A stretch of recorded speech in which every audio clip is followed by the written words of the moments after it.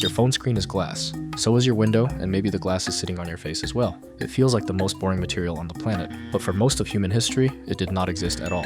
Nobody on Earth knew how to make it. Then one day, humans stumbled into a discovery that ended up shaping almost everything about how we live today. Windows, eyeglasses, telescopes, microscopes, light bulbs, even the fiber optic cables shooting this exact video across the ocean and onto your screen right now. All of it traces back to one strange accident thousands of years ago. So how did humans actually create glass? Let's go back to the beginning, because the real story is stranger, bloodier, and way more dramatic than you would ever expect. Before humans made glass, they found it already made by nature. Deep inside volcanoes, when lava cools down fast enough, it hardens into a natural glass called obsidian. Stone Age humans found chunks of it lying around and realized something incredible. You could smash obsidian and get an edge sharper than a modern surgical blade. Ancient people used it to build knives, arrowheads, and jewelry, and it became so valuable that entire trade routes formed just to move it across the ancient world. People were trading black volcanic glass thousands of years before anyone had invented writing. But this was still natural glass. Nobody had actually made it yet. Humans were about to stumble into that discovery completely by accident. There's an old story from a Roman historian named Pliny.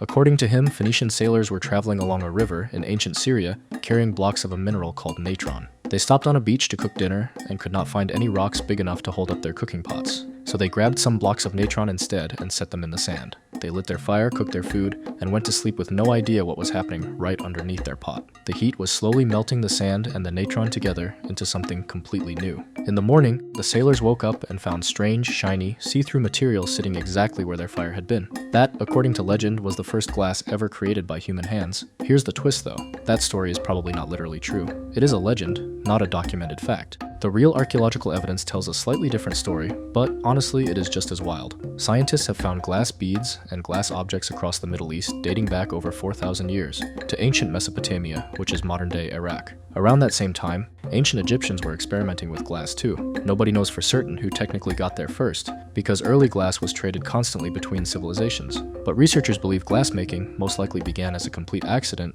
probably inside the workshops of metal workers or potters who were already using scorching hot furnaces for their own crafts. At some point, someone accidentally overheated a mix of sand and ash, and out came something nobody on the planet had ever seen before, a solid material you could actually see straight through. At first, glass was not used for windows or drinking cups. It was treated like a rare gemstone. Early glass beads and jewelry were worn only by kings, priests, and the wealthiest people alive. In ancient Egypt, glassmaking became so advanced that by around 1450 BC, under Pharaoh Thutmose III, Egypt had entire glass factories running. Workers crushed quartz into fine powder, mixed it with plant ash, and heated it inside clay containers until it formed a thick, glowing paste. That glowing paste got shaped, colored, and cooled into solid chunks called ingots. Those ingots got shipped across the ancient world like gold bars. Ancient letters discovered in Egypt even mention glass being traded internationally between kingdoms, almost like a luxury export, thousands of years before anyone had heard the phrase international trade in a classroom. Even ancient kings took this material seriously enough to write it down. Archaeologists found a clay tablet from the library of an Assyrian king named Ashurbanipal, dating back to around 650 BC, and it is essentially the oldest known glassmaking instruction manual on Earth, but there was a massive problem. Making glass this way was painfully slow. Every single piece had to be shaped by hand around a core of clay or sand, one layer at a time. A single cup could take days to finish. Glass stayed a rich person's toy for over 1,000 years, until one invention completely blew that up. Literally, around the 1st century BC, somewhere along the coast of ancient Syria, an unknown craftsman discovered something that changed glassmaking forever. He picked up a hollow metal tube, dipped one end into molten glass, and blew air through the other end like inflating a balloon. The glass ballooned outward. Glassblowing was born. This one idea took something that used to take days and turned it into something you could do in minutes. Suddenly, glass did not have to stay a luxury item reserved for the rich. Prices crashed. Production exploded. When the Roman Empire took control of Syria shortly after, Roman engineers got their hands on this new technique and ran wild with it. Glass cups, glass bottles, glass jewelry, even early glass windows started appearing across the entire Roman world. For the first time in human history, ordinary people could actually own glass. Roman glassmakers did not stop there either. They created something so advanced that scientists could not fully explain it until the 1990s, almost 2,000 years later. It is called the Lycurgus cup, and it might be the single most insane object in this entire story. Under normal daylight, this ancient Roman cup looks solid green, but shine a light through it from the inside, and it instantly flips to blood red. For centuries,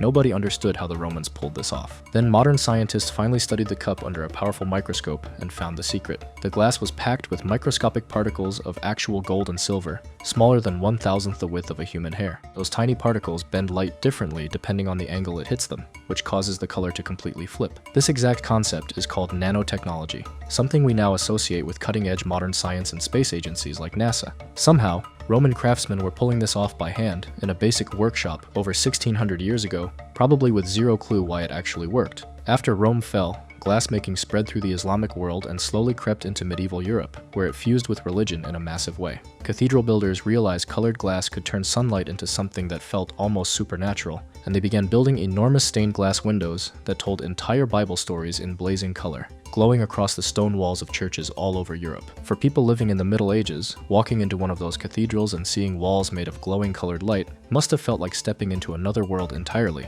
Then the story moves to Italy, where things get even wilder. By the year 1291, the city of Venice had become obsessed with glass. Venetian glass was famous across the world for its beauty and quality, but Venice had a serious problem. Their glass furnaces burned so hot that they kept accidentally setting the wooden city on fire. So Venice made a decision. They forced every glassmaker in the city to relocate onto a small island called Murano. Officially, this was about preventing fires. Unofficially, everyone knew the real reason. Venice wanted total control over glassmaking secrets, and cramming every glassmaker onto one tiny island made that incredibly easy to enforce. What happened next sounds like something ripped out of a movie script. Murano's glassmakers were treated like celebrities. They were allowed to carry swords. Their daughters were allowed to marry into Venice's wealthiest noble families. But there was a brutal catch attached to all that luxury. These glassmakers were banned from ever leaving the island without permission for the rest of their lives. If they tried to escape and share their secrets with another country, the punishment was death. Rumors spread through the city that Venice secretly hired assassins to hunt down runaway glassmakers, and people whispered that anyone found stabbed and floating in the canals had been,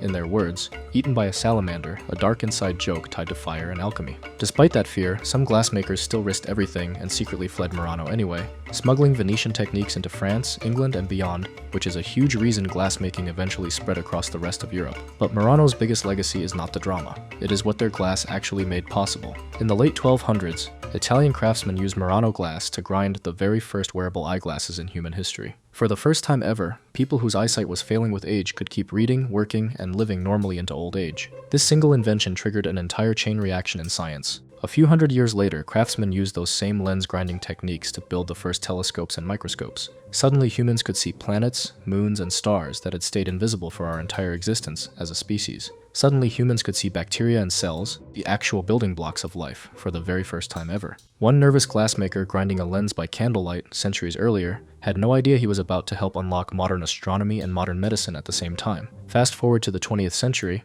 and glass gets one final massive upgrade. For hundreds of years, making a large, perfectly flat sheet of glass for windows stayed incredibly expensive and difficult. Then in 1952, a British engineer named Alistair Pilkington had an idea while doing something as boring as washing the dishes after dinner. He noticed how oil floated perfectly flat on top of water in the sink, and he wondered if the exact same trick could work with melted glass. He spent 7 years testing this idea, pouring melted glass onto a bath of melted metal and watching it spread into a perfectly smooth, flat sheet as it cooled down. In 1959, he finally revealed what became known as the float glass process to the entire world.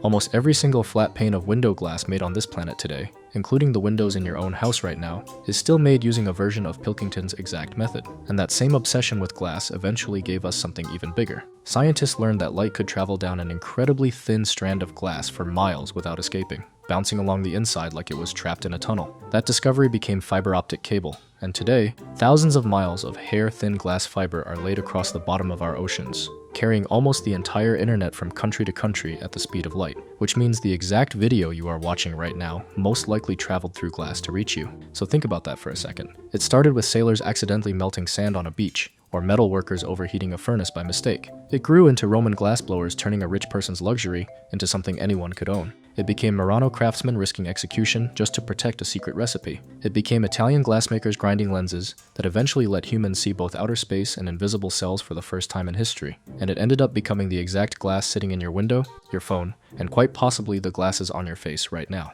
Every single time you look through a piece of glass, you are looking through thousands of years of accidents, secrets, executions, and pure human curiosity, and almost nobody on Earth ever stops to think about it. Now you do.